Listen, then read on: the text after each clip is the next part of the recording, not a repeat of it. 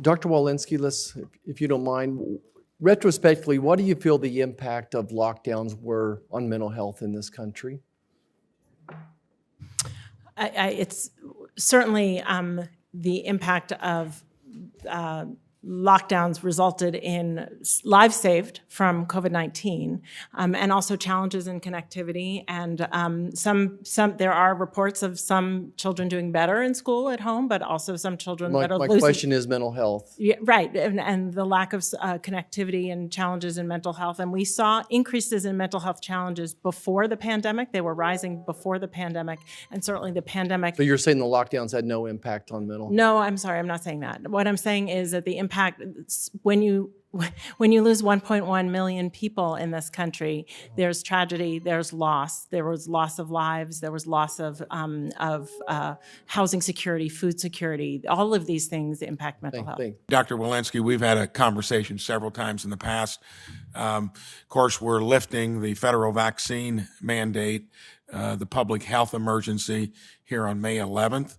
I'll not forget easily all the angst that was out in the small business community when we had to put a Congressional Review Act out to make sure you weren't going to force vaccines on employees down to employers of 100 employees. That had more fright when it was in the rearview mirror and it was coming down, and it took the Supreme Court to come in and thwart that bad idea.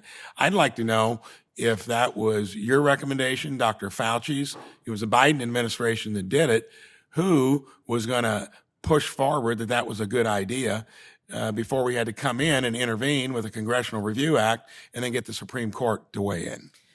Yeah, maybe what I'll say is here we are now in 2023 when we have 96% of people who have protection by one way or another, either prior infection, or by vaccination.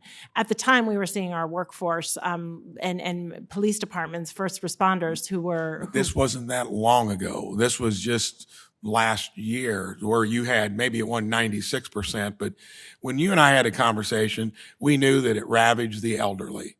And it was clear that it wasn't going much more deeply into the rest of the population. And the trillions of dollars that we spent and the fact that the economy was shut down for that long, I think that was much slower to react to the real science and maybe not the political science. And I'm just wondering if you and Dr. Fauci and who were the ones that kept pushing forward on that one issue of the vaccine mandate for employees, private employers down to 100 employees. I can tell you that there's a group of us that advises the president on these presidential proclamations. I will also say that to this day, we know that our bivalent boosters still have 2.7 times the protection against death if you've gotten the bivalent boost than if you haven't. So we still know that these vaccines continue to provide protection for people across all age demographics. Thank you. And by the way, Dr. Fauci in the last interview said that he would probably never recommend shutting the economy down again for something similar to that, FYI.